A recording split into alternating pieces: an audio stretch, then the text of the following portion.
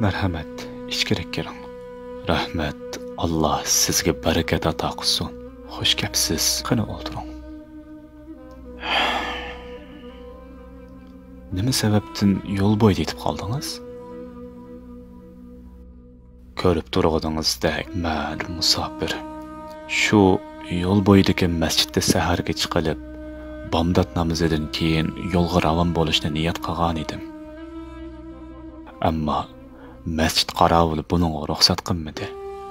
Alloh taolo uni mag'firat qilsin. Alloh uni mag'firat qilib, to'g'ri yo'lga boshlab qo'ysin. Xohlasangiz navoiyxonamda tong'atqich qilsangiz bo'ladi. Alloh sizga barakat ato qilsin. Ya Alloh. Astagfirullohal azim. Ulug' Allohdan mag'firat tilayman. Subhanallohi valhamdulillahi va la ilaha illalloh vallohu akbar. Va la havla va la quwwata illa billahil aliyyil azim. Astagfirullohal azim.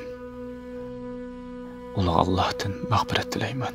Subhanallohi valhamdulillahi va la ilaha illalloh vallohu akbar. Astagfirullah. Sizdan bir narsa so'rasam maylimi? Qani so'ravering. Ushbu istig'for tasbihlarning foydasini xili ko'rdingizmi deyman. Alhamdulillah. Ha, nihoyat ko'p qitim shohid bo'lganman. Alloh taolodan nima so'ragan bo'lsam, u zot hammasini berdi. Biroq birla duoyimning ijobatini intizorlik bilan kutyapman. Acaba ijobat bo'lmagan duoyingiz nimikin? Bekla qiziqtirib qo'ydingiz. İmam İbn Hanbalni ko'rish.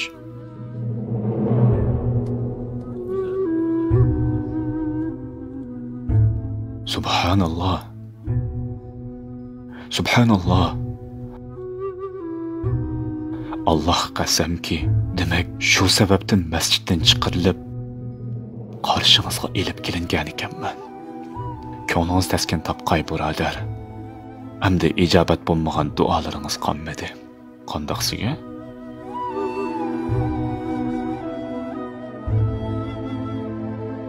Men Allohning ojiz bandisi İmam İbn Hanbalman. Nihoyat siz İmam İbn Hanbalsiz.